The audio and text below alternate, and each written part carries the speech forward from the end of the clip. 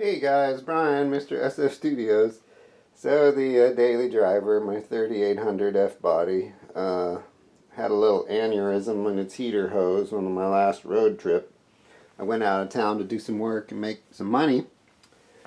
And as I was on the way, steam started pouring out from under the hood. So I pull over, and sure enough, the little repair plastic thing inside this hose dried out, broke.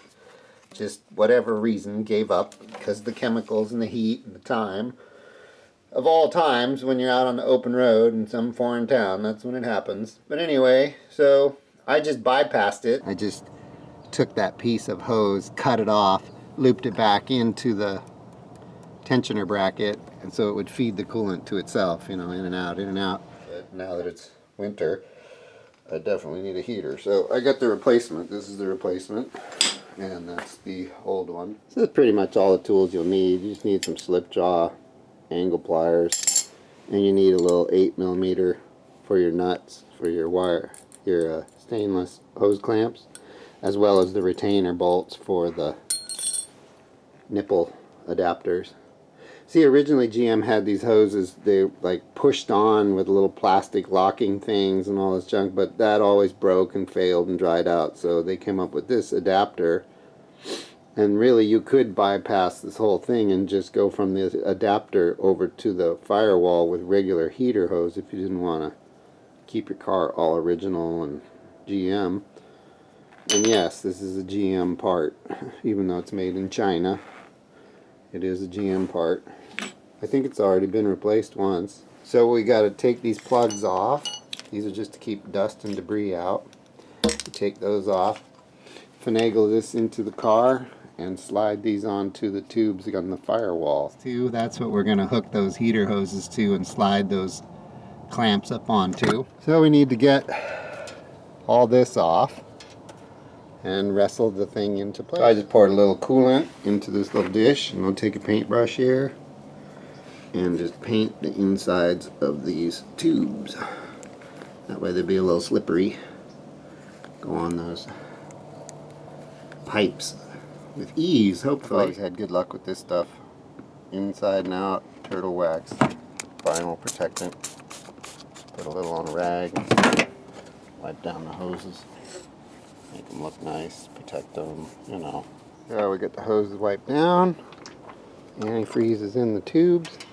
You got to kind of snake this down and around and in under all this junk. It's kind of a pain, but it's doable. Finagle it in there. Feed it back to the tubes in the back. Watch the tab over the air conditioner line. Okay, we're doing pretty good. We got this one started. Now we just got to feed the outer one onto that. Since the kit comes with new nipple adapters, I'm just going to replace my old ones here. The O-ring. Alright. That'll help it slide down on. So these are 8mm. So just undo those. So with those nuts off, you just pull it out.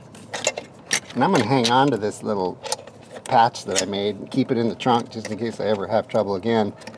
I can always throw it on the road. Ooh, this O-ring's tight.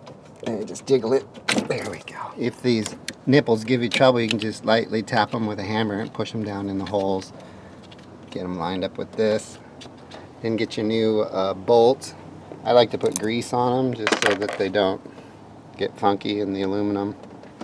Just put a little grease on the thread before you lock them into place here. Screw them in. Always start stuff by hand so you don't cross thread it. Yes, my knuckles are bloody. That's wrenching. It's not for the faint of heart. But if you don't want to pay a dude $100 an hour to do this, I can deal with the bloody knuckles. Okay, I've tightened these down. They don't look tight, but they are. They're seated and they don't turn anymore, so that's all you can do. You don't want to do a monkey tight or damage the aluminum tensioner. Just snug them down till they're tight, and I guess it just keeps it from blowing out of the hole. Basically, the O-ring should do its job. those just sit there, I guess. It's kind of weird.